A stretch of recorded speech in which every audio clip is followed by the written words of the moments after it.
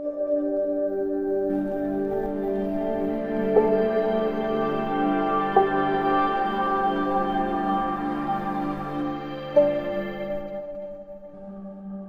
दोस्तों, स्वागत है आपका मेरे यूट्यूब चैनल में। लास्ट क्लास तक अपन ने यूनिट नंबर 4 के 90% चैप्टर्स खत्म किए थे।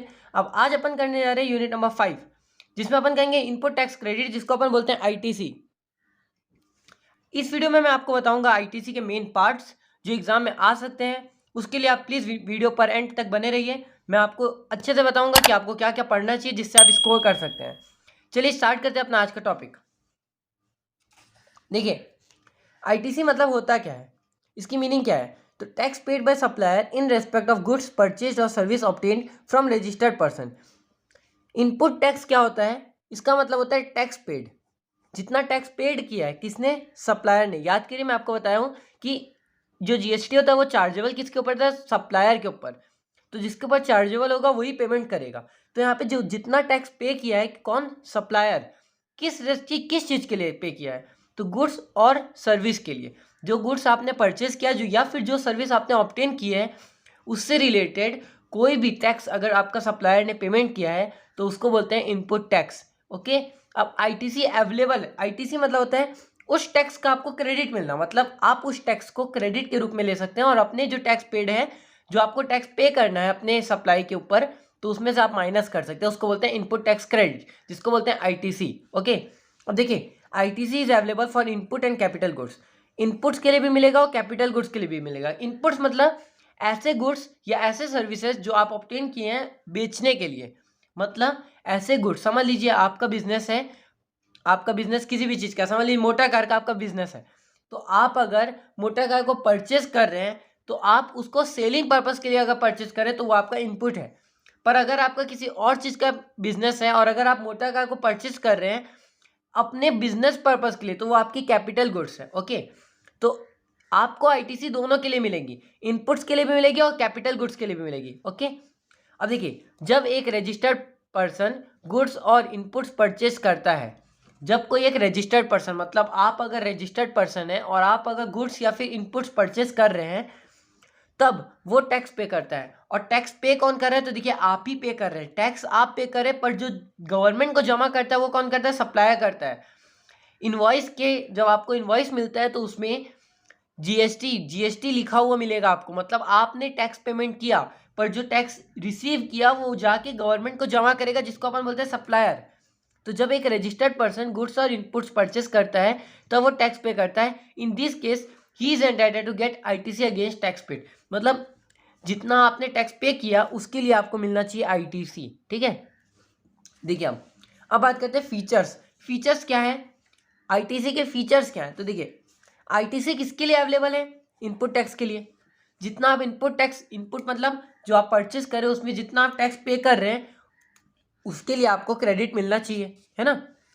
एलिजिबल आइटम फॉर आईटीसी, ऐसे कौन कौन से एलिजिबल आइटम्स है जिसके ऊपर आपको आईटीसी मिलेगा। तो जितना आप रॉ मटेरियल परचेस करें तो उसमें जितना जीएसटी पेमेंट कर रहे हैं, जो फिनिश गुड्स परचेस करें वो, जो सर्विसेज आप ऑब्टेन करें वो, और जो कैपिटल गुड्स परचेस करें आप वो, उनके ऊपर आपको क्या मिलेगा, इनपुट टैक्स मिलेगा। मतलब आप जितना परचेस करें, चाहे वो इनपुट्स का परचेस करिए या चाहे आप कैपिटल गुड्स का परचेस करिए, उसमें आपको मिलेगा आईटीसी, जिसको बोलते हैं input tax credit. Input tax credit का मतलब क्या होता है, जितना आपने पेमेंट कर चुका है टैक्स का, उतना टैक्स का आपको क्रेडिट मिलेगा। मतलब आपको जितना इस बार पेमेंट करना है, मतलब जितने आप सप्लाई कर रहे हैं, तो उसको जो आपको गवर्नमेंट को जमा करना है उसमें से आप जितना पेमेंट कर चुके हैं उसको माइनस करेंगे, तो आपका आएगा total net GST payable. Okay, चलिए आगे देखिए। अगला फीचर क्या है, only registered person eligible for ITC. याद करिए, मैं आपको बताया था कि अगर आप रजिस्टर्ड है तो आपको मिलेगी कुछ कुछ बेनिफिट्स। ये आईटीसी एक बेनिफिट है। अगर आप रजिस्टर्ड पर्सन है तो आपको आईटीसी की बेनिफिट मिलेगी। इनफैक्ट अगर आप कंपोजिशन लेवी में है ना, तो भी आपको आईटीसी नहीं मिलेगा। नॉन रजिस्टर्ड तो छोड़ दीजिए, अगर आप कंपोजिशन लेवी में तो भी आईटीसी नहीं मिलेगा। ये चीज़ मैं आपको बताया हूँ कंपोजिशन लेवी वाले में, मतलब levy of goods, levy of GST, है ना, वो वाले चैप्टर में आपको बताया था कंपोजिशन लेवी वालों को आईटीसी नहीं मिलता है। उसके बाद देखिए क्या है, कंडीशंस। ऐसी कौन कौन सी कंडीशन है जो नेसेसरी है आपको आईटीसी लेने के लिए। मतलब जैसे आप कभी कभार क्या होता है, कोई कोई कंपनी में अपन जॉब करते हैं तो अपन को क्या बोलता है कि आपको जितना भी आप एक्सपेंस करें पेट्रोल का, उसका खर्चा हम आपको दे देंगे, उसका पैसा हम आपको दे देंगे। तो आपको क्या बोलता है, आपको जाके जब आप पेट्रोल टैंक जाएंगे, पेट्रोल पंप जाएंगे, वहाँ पे आप जाके अपनी गाड़ी में जब पेट्रोल भरवाएंगे तो आपको लेना पड़ेगा वहाँ से बिल। उस बिल को जाके देना पड़ेगा किसको, अपने एम्प्लॉयर को। तो वो आपको देगा क्या, पैसा। ये मैं सैलरी वाले चैप्टर में भी पढ़ाया हूँ आपको। तो यहाँ पे भी वही चीज़ है कि आपके पास इनवॉइस होना चाहिए या फिर डेबिट नोट होना चाहिए या फिर ऐसा कोई डॉक्यूमेंट होना चाहिए जिसमें आपको एविडेंस दे सके कि आपने टैक्स पे किया है। ऐसा कोई डॉक्यूमेंट होना चाहिए जो एविडेंस देता हो कि आपने टैक्स पे किया है। दूसरा क्या लिखा है, आपने मतलब जो रजिस्टर्ड पर्सन है उसने रिसीव किया है क्या, गुड्स या सर्विस या फिर बोथ। तीसरा क्या है, supplier has actually paid the tax charge in respect of supplier to government. अब देखिए, आप किसको टैक्स पे करेंगे, तो आप टैक्स पे करेंगे सप्लायर को, और सप्लायर किसको पे करेगा, गवर्नमेंट को। देखिए, आपने टैक्स पेमेंट किया सप्लायर को, सप्लायर का भी ये काम है कि सप्लायर उस टैक्स को पेमेंट करे किसको, गवर्नमेंट को। ठीक है, तो यहाँ पे क्या बोल रहा है कि जब तक सप्लायर गवर्नमेंट को टैक्स पे नहीं करेगा तब तक आपको आईटीसी नहीं मिलेगा। ओके, और उसके बाद लास्ट चीज़ क्या है, आपको रिटर्न फर्निश करना पड़ेगा। देखिए, 2-3 टाइप के रिटर्न हैं आईटीसी के लिए। उसको लेने के लिए, आईटीसी लेने के लिए आपको GSTR 1, GSTR 3B और एक तो और रिटर्न है, याद नहीं आ रहा है। ये 3 रिटर्न आपको भरनी पड़ेगी तो आपको मिलेगा एलिजिबल आईटीसी। जहाँ तक याद है 2 ही रिटर्न है। GSTR 1 में आपको आउटवर्ड सप्लाई का डिटेल डालना पड़ता है और GSTR 3B में आपको इनवर्ड सप्लाई का डिटेल डालना पड़ेगा। अब उसके बाद देखिए, 5वां क्या लिखा है, टाइम लिमिट। टाइम लिमिट क्या है, कब तक आपको आईटीसी ले लेना चाहिए।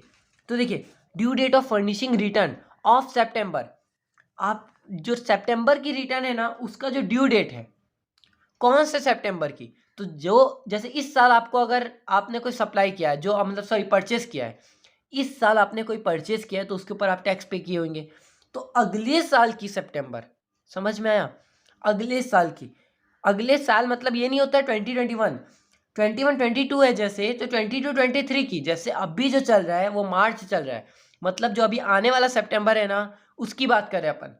अगर इस फिनेंशियल ईयर से रिलेटेड अगर आपका कोई परचेज है उसमें आपको आईटीसी मिल रहा है तो आपको कब तक लेना पड़ेगा आईटीसी। तो जो आने वाला जो सितंबर है, सितंबर 2022, उसकी जो ड्यू डेट है फर्निश करने की रिटर्न, उस दिन तक आप आईटीसी ले लीजिए, या फिर furnishing of annual return which ever is earlier. और एनुअल रिटर्न 20 अक्टूबर होती है नॉर्मली डेट। ठीक है, उसके पहले भी एनुअल रिटर्न फर्निश की जा सकती है, ये ड्यू डेट है। ठीक है, लास्ट डेट जिसको बोलते हैं। तो इन दोनों डेट से पहले जो काम हो रहा है उस दिन से पहले तक आपको विच एवर इज अर्लियर, मतलब जो डेट पहले आ रही है उस दिन तक आपको आईटीसी लेना पड़ेगा। अब ये लास्ट टॉपिक आईटीसी का बहुत इंपॉर्टेंट है, आईटीसी नॉट अवेलेबल, मतलब हम बोल रहे हैं आपको आईटीसी नहीं देंगे। कौन कौन सा ऐसा केस है कि आपको आईटीसी नहीं मिलेगा। तो पहला देखिए, अगर ऐसा कोई गुड्स है जो लॉस्ट हो चुका है या स्टोलन हो चुका है या डिस्ट्रॉयड हो चुका है या राइट ऑफ हो चुका है, राइट ऑफ है ना, डब्ल्यू मतलब क्या क्या बोला, कोई ऐसा गुड्स है जो लॉस्ट हो चुका है, घूम चुका है, स्टोलन चुरा चुका है, कोई भी चुरा लिया उसको, डिस्ट्रॉयड मतलब खत्म हो चुका है, या फिर राइट ऑफ हो चुका है, प्लस कोई ऐसा गुड्स जिसको गिफ्ट के रूप में दिया गया है। ठीक है, मतलब कोई ऐसा गुड्स जो आपको गिफ्ट के रूप में दिया गया है, या कोई गुड्स ऐसा है जो लॉस्ट हो चुका है, स्टोलन हो चुका है, डिस्ट्रॉयड हो चुका है, राइट ऑफ हो चुका है, तो उस गुड्स के रेस्पेक्ट में आपको आईटीसी नहीं मिलेगा। समझ में आया। उसके बाद क्या लिखा है, गुड्स और services used for construction of a building for business purpose. देखिए ध्यान से पढ़िएगा इसको, ऐसा गुड्स या ऐसी सर्विसेज।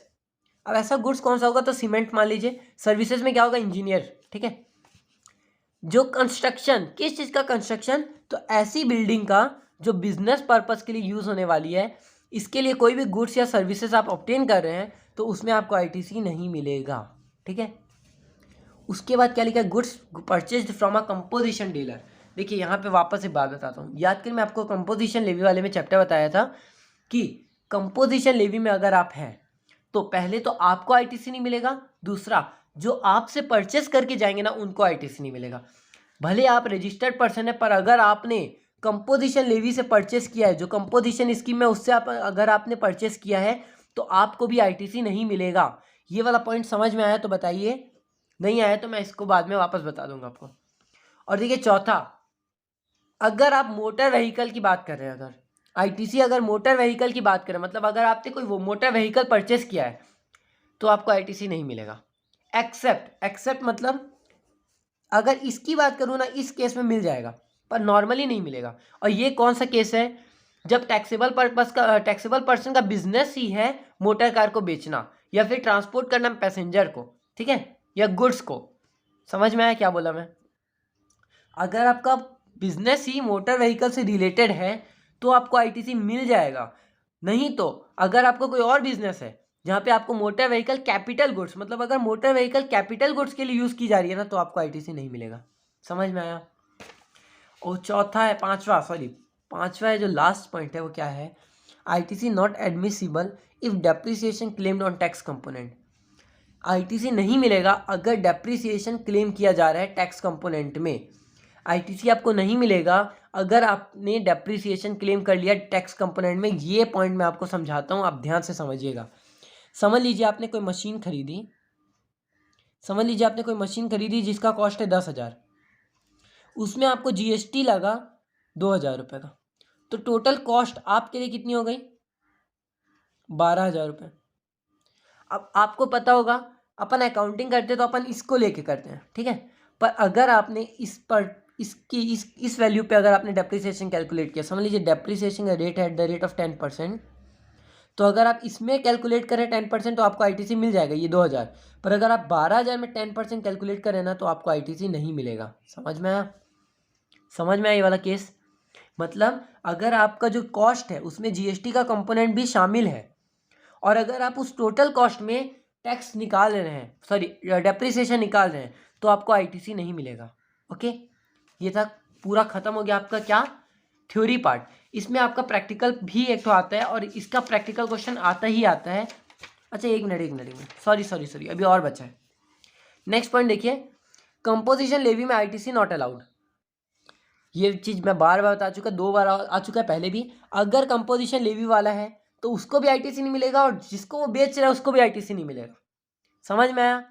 कंपोजिशन लेवी वाला है उसको भी आईटीसी नहीं मिलेगा, और जिसको वो बेच रहा है उसको भी नहीं मिलेगा, पर जिससे वो खरीद रहा है उसको मिलेगा। समझ में आया? मतलब आप अगर रजिस्टर्ड हैं, आप किसी कंपोजिशन वाले को बेच रहे हैं, तो ये मत सोचिएगा कि कंपोजिशन को बेच नहीं सकते। अगर आप रजिस्टर्ड है तो आपके पीछे वाले को समझना चाहिए कि वो कंपोजिशन में कि नहीं। आगे वाला कुछ भी हो, हमको उससे कोई मतलब नहीं है। अगर आप रजिस्टर्ड है कंपोजिशन को बेच रहे हैं तो आपको आईटीसी मिल जाएगा पुराने गुड्स के लिए। पर अगर आप कंपोजिशन लेवी से खरीद रहे हैं, कंपोजिशन वाले से खरीद रहे हैं, तो उसको आपको आईटीसी नहीं मिलेगा, प्लस जो कंपोजिशन वाला है उसको भी नहीं मिलेगा। समझ में आया? चलिए लास्ट क्या है? इनपुट्स और capital goods received in lots और इंस्टॉलमेंट। ये बहुत इंपॉर्टेंट टॉपिक है गाइस। इनपुट्स, ऐसे इनपुट्स या कैपिटल गुड्स जो लॉट्स में मिलते हैं या फिर इंस्टॉलमेंट में। मतलब समझ लीजिए आपने कोई कैपिटल गुड्स मंगाया, ठीक है क्या था कैपिटल गुड्स? समझ लीजिए मशीनरी, उसमें आपको एक एक करके पार्ट्स आ रहे हैं। पहले मोटर आया, फिर बैरिंग आया, एटसेट्रा, मतलब करके धीरे धीरे पार्ट्स आते जा रहे हैं, ठीक है। या फिर समझ लीजिए आपने 10 मशीन मंगाई है, ठीक है, उसमें आपने बोला 2-2 मशीन कर करके आएगी, तो जब आखिरी इंस्टॉलमेंट आएगा ना, उस दिन आपको आईटीसी मिलेगा। समझ में आया? जिस दिन आखिरी लास्ट इंस्टॉलमेंट जब आएगा ना, उस दिन आपको मिलेगा आईटीसी, ठीक है। चलिए, जो मैं आपको रिटर्न की जो बात बताई स्टार्टिंग में, उसको बताता हूँ। जीएसटीआर 1 में आपको डिटेल डालनी पड़ती है आउटवर्ड सप्लाई के लिए, और जीएसटीआर 2 में डालनी पड़ती है इनवर्ड सप्लाई के लिए। ओके, जीएसटीआर 1 में आउटवर्ड और जीएसटीआर 2 में इनवर्ड, ठीक है। उसके बाद आपको आईटीसी मिलेगा। चलिए, अब जो मैं आपको बताया था स्टार्टिंग में कि मैं आपको बताऊंगा इंपॉर्टेंट क्वेश्चंस जो इसमें से आ सकते हैं, जो आपको जानना बहुत ज़रूरी है। तो सबसे पहले मैं जो बता रहा हूँ आपको, जो सबसे पहले practical point of view plus theory point of view से अगर आपको जानना है कि जो ज़रूरी है, तो सबसे पहले 4th वाला फीचर बहुत इंपॉर्टेंट है। 5th वाला फीचर बहुत इंपॉर्टेंट है, टाइम लिमिट। इसके प्रैक्टिकल क्वेश्चंस भी आते हैं और थ्योरी क्वेश्चंस भी आते हैं। और एक 6th वाला फीचर्स, और एक लास्ट जो फीचर बचा है वो 8th वाला। कौन कौन सा था, एक बार रिपीट करता हूँ। एक है कंडीशन। कंडीशन में क्या था, आपके पास इनवॉइस होना चाहिए, डेबिट नोट होना चाहिए, फिर कोई भी ऐसा अदर डॉक्यूमेंट होना चाहिए जिसको एविडेंस के रूप में यूज कर सकते हैं कि आपने टैक्स पेमेंट किया है। दूसरा, आपने एक्चुअल में गुड्स या सर्विस या फिर बोथ रिसीव किया है, सप्लायर ने गवर्नमेंट को टैक्स का अमाउंट पे कर दिया है और आपने फर्निश कर दिए रिटर्न, ठीक है। टाइम लिमिट क्या थी, तो जो जिस साल का आपको आईटीसी चाहिए उसके फॉलोइंग वाले ईयर का, फाइनेंशियल ईयर के सितंबर का जो रिटर्न का जो ड्यू डेट है उस दिन, या फिर furnishing of annual return which ever is earlier. ठीक है, ये वाला पॉइंट बहुत अच्छे से समझ में आना चाहिए आपको। आईटीसी नॉट अलाउेबल कब कब अलाउ नहीं होगा, अगर कोई गुड्स लॉस्ट हो चुका है, स्टोलन हो चुका है, डिस्ट्रॉयड हो चुका है, राइट ऑफ हो चुका है, या फिर ऐसा गुड्स जो कि गिफ्ट के रूप में आपको मिला है या फिर आपने दिया है। गुड्स और services use for construction of building for business purpose, ऐसा गुड्स या ऐसा सर्विसेज जो कंस्ट्रक्शन के लिए यूज हो रही है, बिल्डिंग के बिजनेस पर्पस के कंस्ट्रक्शन के लिए। ठीक है, जो ऐसी बिल्डिंग के लिए जो बिजनेस पर्पस के लिए यूज होगी।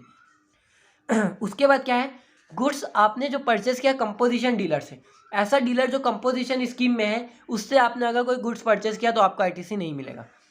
एक है ITC of motor, ITC on motor vehicle not allowable except, अगर आप मोटर व्हीकल से रिलेटेड कोई भी आपका कोई भी अगर बिजनेस है तो आपको आईटीसी मिल जाएगा।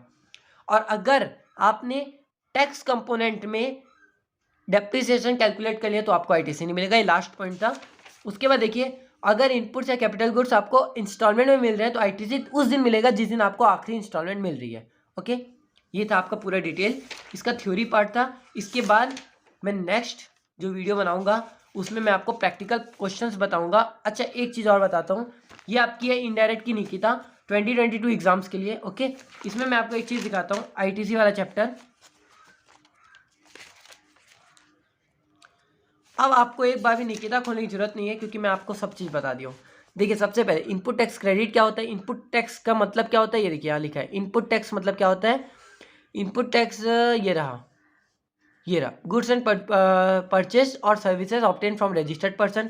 फिर मेन फीचर्स में आपको बता दिया, ITC available for input tax, eligible item for ITC. फिर उसके बाद यहाँ पे थर्ड पर only registered person eligible to take ITC.